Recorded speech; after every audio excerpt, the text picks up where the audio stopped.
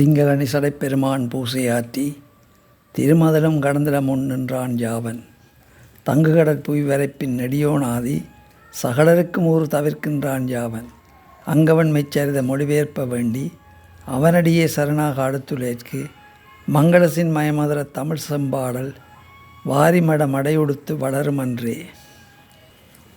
ஞானம், கர்மம், பக்தி. இதுபோலவே ஞானம் 3 வகைப்படும். அவை அவன சாத்வீக ஞானம், ராஜச ஞானம், தாமச ஞானம். சகல பூதங்களிலும் பிரம்மம் ஒன்றே சரிந்து நின்று கோலமுற நித்தியமாக விளங்குகிறது என்று காண்பதும், அந்த பிரம்மத்தை தவிர மற்றவை அனைத்தும் அறியக்கூடியது என உணர்வதும் சாத்வீக ஞானம். பற்பல பூத பிராணிகளும் பிரம்மம் வேறு என்று பாவித்தல் ராஜச குணமாகும். இந்த ராஜச ஞானத்துக்கு பரபிரமத்தை உற்பத்தி முதலானவற்றின் உலக காரணம் என்று உணராமல் உலகம் உண்டாவதற்கு காரண கர்த்தாவே இல்லை என்று கருதி எல்லாம் அசத்தியமானவை என்று நினைப்பதும் பிரமத்தை அற்ப விஷயங்களில் ஒன்றாக எண்ணுவதுமான அறியாமை தாமச ஞானமாகும். இதுபோலவே கர்மங்களும் 3 வகைப்படும். அவையாவன சாத்விக கர்மம், ராஜச கர்மம், தாமச கர்மம். காமக்ரோதங்களின்றி புத்தி தெரியாமல் நித்திய கர்மாக்களை பொறுப்புடன் இயற்றுவது சாத்வீக கர்மமாகும். மிகவும் கிளேசத்தோடும் பயனை விரும்பியும் வெம்பகையாலும் ஆரவாரத்தினாலும் பிறவாற்றாலும் கர்மம் செய்தல் ராஜச கர்மம். பயனின்றி தனக்கும் தன் சக்திக்கும் பொருள்களுக்கும் நாசம் ஏற்படுவதையும் கவனியாமல் அஞ்ஞானத்தால் செய்வது தாமச கர்மமாகும். சித்தி அசத்திகளில் மாறுபாடின்றி அகந்தை அற்று கர்மம் புரிகிறவன் சாத்விக கர்த்தா. காமக்ரோத லோபங்களுடன் ஹிம்சை, சோகம், அசுத்த முதலானவற்றோடு கர்மம் செய்பவன் ராஜசகர்த்தா. அறியாமையால் பிறரை துன்புறுத்தி சோம்பல், வீண் விவாதம், மந்தகதி முதலானவற்றிற்கு இடமாக உள்ளவன் தாமசகர்த்தா. ஒவ்வொருவரும் தமக்குரிய கர்மாவை இயற்றி அதன் பலனை பரபிரமமான விநாயகருக்கு அர்ப்பணம் செய்து வந்தால் அவரது பதத்தை அடையலாம். விநாயகரிடம் பக்தி இல்லாமல் எப்போதும் தன் பயன் கருதிய ஏராளமான பலன்களை குறித்தும் இடைவிடாமல் ஊக்கத்தோடு செயலாற்றும் ராக்கத கர்மத்தினர் பலர் இருக்கிறார்கள். அத்தகையவர்கள் 28 கோடி நரகத்தில் விழுந்து இன்னலெய்தி பிறகு பூமியில் பிறவி எடுக்கும் போதும் குருடு முதலான அங்ககீனர்களாகவும் சாதிகுடகீனர்களாகவும் குரலர்களாகவும் பிறப்பார்கள். கணேசனின் மலர்ச்செவடியில் பக்தியற்றவர்களாய் முகவலையில் சிக்கி மூடராகவும் தவறியவராகவும் மீண்டும் எண்ண ஒண்ணாத பாவங்கள் பல புரிந்து நாள்தோறும் கடுப்போடு உண்டு உடுத்தி கழித்து மிகவும் செருக்குட்டு நானே கர்த்தா, நானே போதகன், நானே ஈஸ்வரன், நானே சாஸ்திரம் அறிந்தவன் என்று அகம்பாவமாக பேசி திரிந்து பெருநரகத்தில் மீண்டும் விழுந்து அழுந்துவார்கள். எனவே இத்தகைய அசுர குணங்களை நீக்கிவிட்டு பக்தி உள்ளம் பெற வேண்டும். இனி 3 வித குணங்களால் ஏற்படும் 3 வித பக்திகளை பற்றி சொல்லுவோம். தாருகும் கர்மமாம் தீய கர்மங்களை ஒழித்து தெய்வீ என்னும் கர்மத்தை ஆதரித்து பூஜை ஏற்றி கணேசரிடம் பக்தி புரிதல் சாத்வீக பக்தி. மற்ற தெய்வங்களை பணிந்து வழிபாடு செய்வதும் அதுவே. இயக்கர் அறக்கரை குறித்து பக்தியினால் வழிபாடு இயற்றல் ராஜச பக்தியாகும். அது ஜனன மரணங்களை விளைவிக்கும் திருமறைக்கு புறம்பான தீச்செயல்கள் எல்லாம் புரிந்து நன்றாக தன் உடலை போற்றி காத்து உயிருக்குயிரான கணேசரின் அருளை எண்ணாமல் பேய், பூதம், வேதாளம் முதலானவற்றை குறித்து உயிர்கொலைகள் புரிந்து மயக்கவரி கொள்ளும் பக்தி தாமச பக்தியாகும். இது 28 கோடி நரகத்தை மூட்டிவிடும். தவம் முதலானவற்றை செய்வோர் முக்குணங்களை பொறுத்து 3 வித கர்த்தாக்களாக இருப்பார்கள். அகங்காரத்தை விட்டவன் சாத்வியத்தில் தலைத்து பெறும் கர்த்தா. சுகதுக்கத்தை உடையவனாய் பலன்களில் ஆசை வைத்தவன் ராஜச கர்த்தா. அறிவிலியாகி பிறர் செல்வ போகங்களை பெரிதாக கண்டு அழுக்காறு உடையவன் தாமச கர்த்தா. துக்கங்களும் முதன்மையான குணமும் முக்குணங்களை பொறுத்து சுகதுக்கங்கள் 3 வகைப்படும். அவற்றில் சாத்வீக சுகதுக்கம் என்பன தொடக்கத்தில் விஷம் போல் தோன்றி துக்கத்தை உணர்ப்பித்து முடிவில் உயர்தர அமுதமாக தோன்றி விரதம் முதலானவற்றை இயற்றும் சன்மார்க்கத்திலே நிலைபெறச் செய்யும்.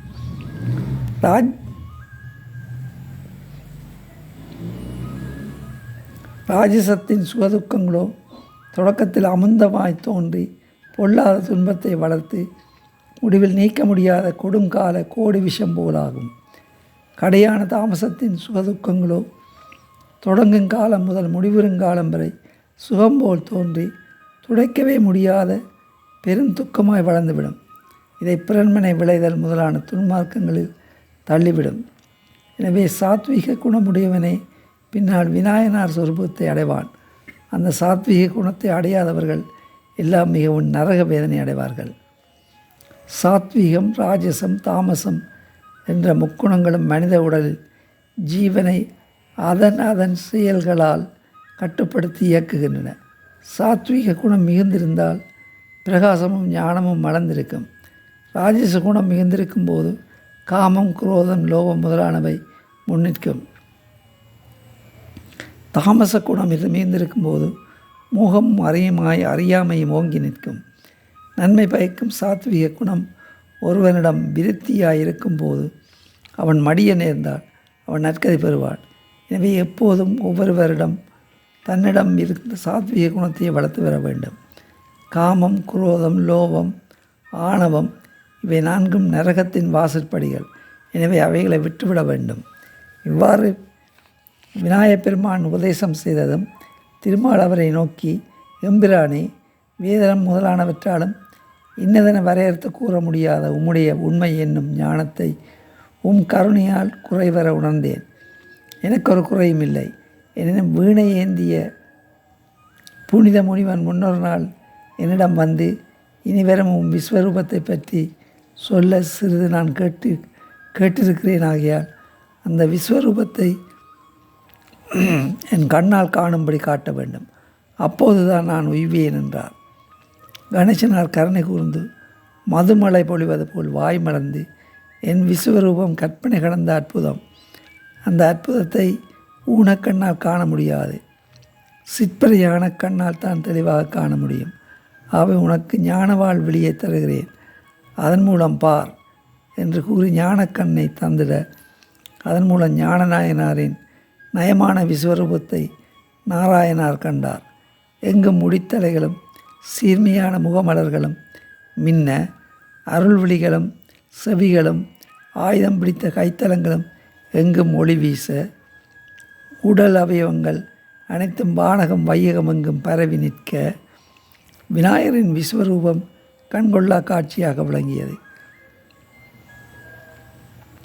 அவ்வுடம்பில் ரோமங்கள் தோறும் சகலவிதமான அண்டங்களும் தேவர்கள், முனிவர்கள் முதலானவர்களும் 3 விதங்களும் இருப்பதைக் கண்டு பேரின்ப வெள்ளக்கடலில் மூழ்கினார் மாயவன்.